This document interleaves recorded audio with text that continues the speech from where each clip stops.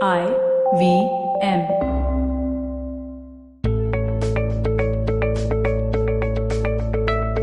Hello, everyone, and welcome to the Positively Unlimited podcast.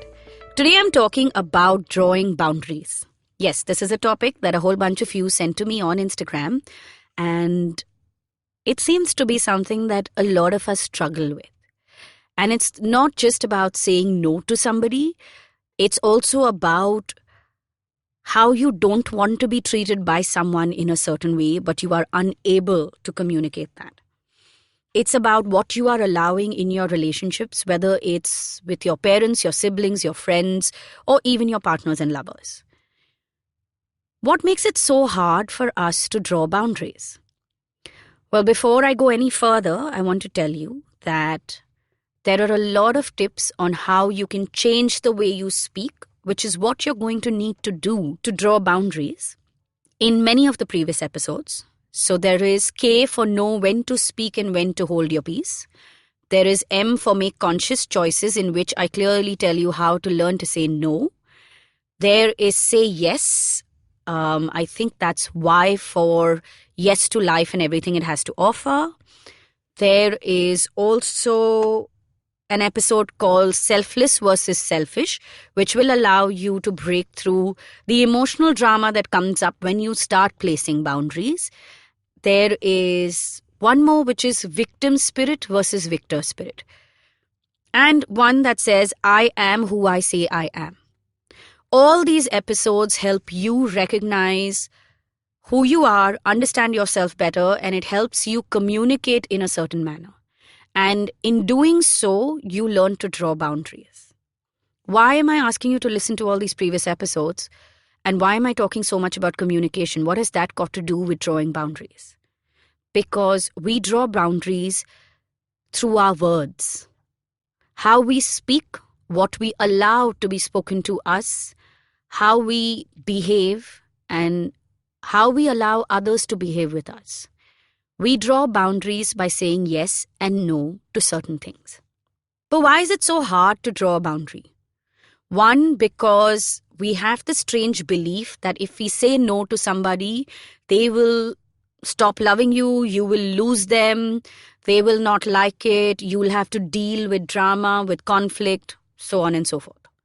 Well, the first part of them leaving you and going because you said no, or you losing them because you said no, well, if you're going to lose them for saying no for something that you really don't want to experience, be it how they speak to you or something that they're asking you to do, then technically that relationship is flawed and it's based on faulty foundation. So you want to think about that. If it is about drama and conflict coming up, well, you want to think about what is worse, dealing with the drama and conflict or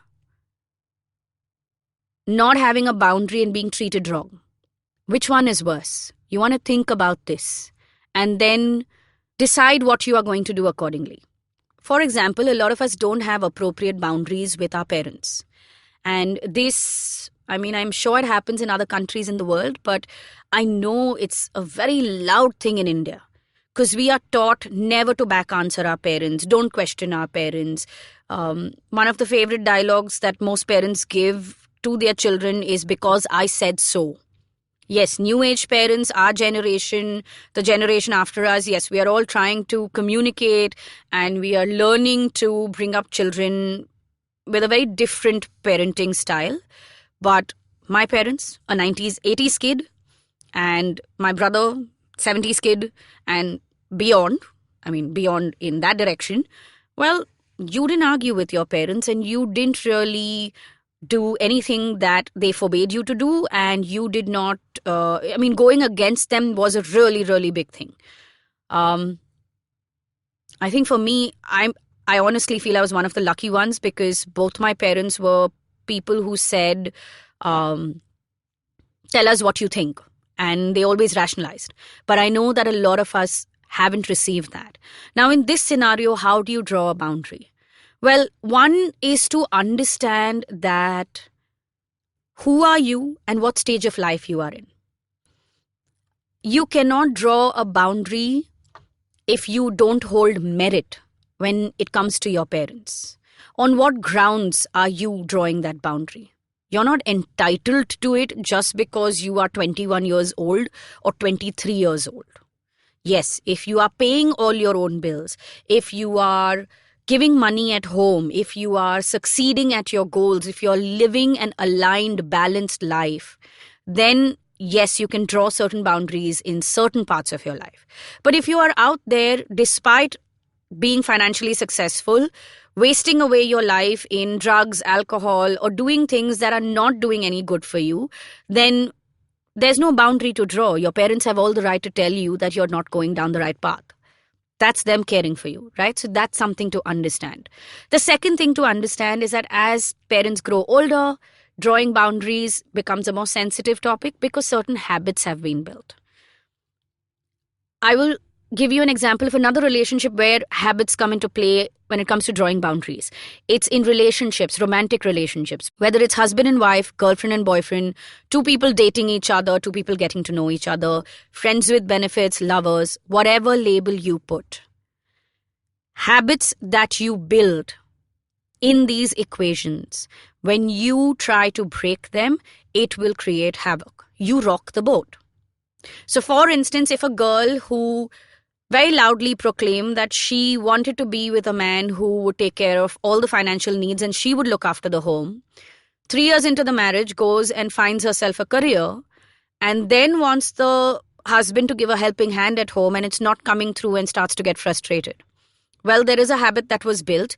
You communicated a certain thing. And yes, now life has changed and hence things must change. It's not that because you said it, it's etched in stone.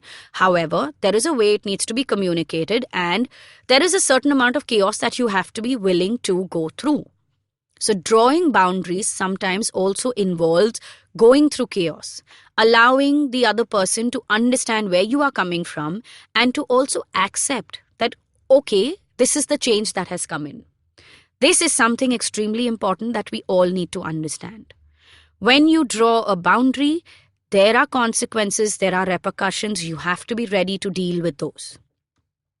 You cannot change something, you cannot draw a boundary without that. I spoke about something to do with boundaries even when I spoke about bullying in one of the previous episodes. And in that scenario, when you put down your foot, when you draw a boundary with a bully, there is going to be a pushback. So you have to understand that you have to be ready for that pushback. That's not the time that you back off and walk away. Because if you are drawing a boundary and you are not willing to see it through, then you are going to fail. Then it will revert to the old pattern of you being treated however you were being treated, the way that you didn't like. The other thing with boundaries is to have your words pre-planned, practiced, and ready to go. So if someone is not treating you correctly, to be able to say, please do not treat me this way, I do not appreciate it, in the most neutral manner possible and as well as almost like a reflex. So it's not coming as a reaction, but it's coming as a practiced response with you standing there ready to take on whatever comes as a response to that statement. So one way to draw boundaries is to think about the relationship in which you want to draw it. 2, write down the statement you want to tell the person and practice it in front of the mirror. This is something I shared even in that episode when I spoke about bullying and how to overcome that. It's the same principle. It's not to say that people who don't have their boundaries right with you are bullying you, but it's to say that we all need to learn to say what is okay and what is not okay. That is all what drawing boundaries is all about. It's about communicating and letting somebody know that you are okay with something, that it works for you, that you are fine with it, or that you are not okay with it, it's hurting you, it's bothering you, it's not doing you any good. This is what drawing boundaries is all about. It's as simple as that.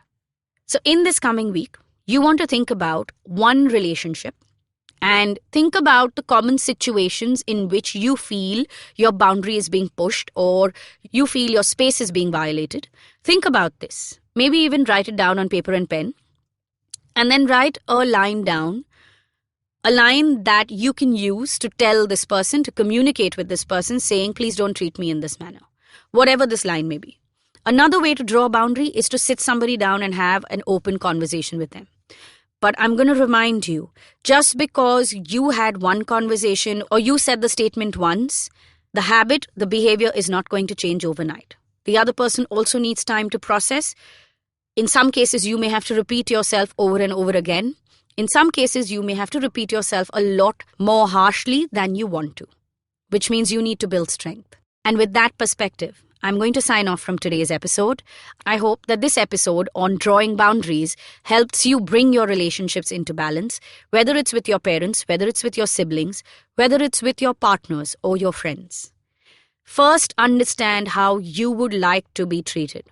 Understand what is bothering you and why is it bothering you, and then learn to communicate it. That's your 3-step process. So until Monday, think about this and slowly and steadily think of the places and the relationships in which you need to draw a line. All previous episodes, like I mentioned, are available on the IVM app and the IVM website. You can also connect with me on Instagram. My handle is @PositivityAngel. If there is any topic that you want me to address on the Positively Unlimited podcast, come onto Instagram and leave me a DM. But before you do that, make sure you listen to the previous episodes, because for all you know, the answer that you are seeking is already in one of them. Talk to you soon. Talk to you next Monday.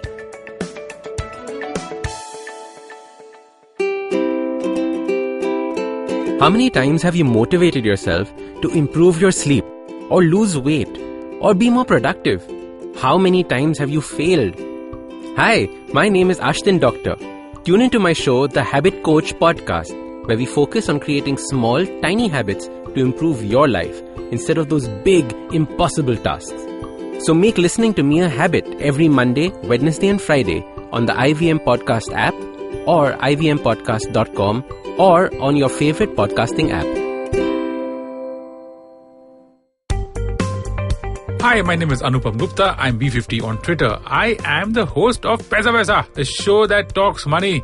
On my show, I speak to experts from every field of money and finance, from stock markets, equities, debt funds, credit cards, life insurance, every possible area of money and finance that you can think of. We even did an episode on cryptocurrency. I've got fantastic guests from mutual funds to personal finance experts everywhere. Robo-advisory, startups, just name it, we've got it. At Paisa Vaisa, we help you make smart decisions about money. You work hard for money. Now make your money work hard for you. New episodes out every Monday, and you can listen to my show on the IVM Podcast app or any other podcasting app that you have.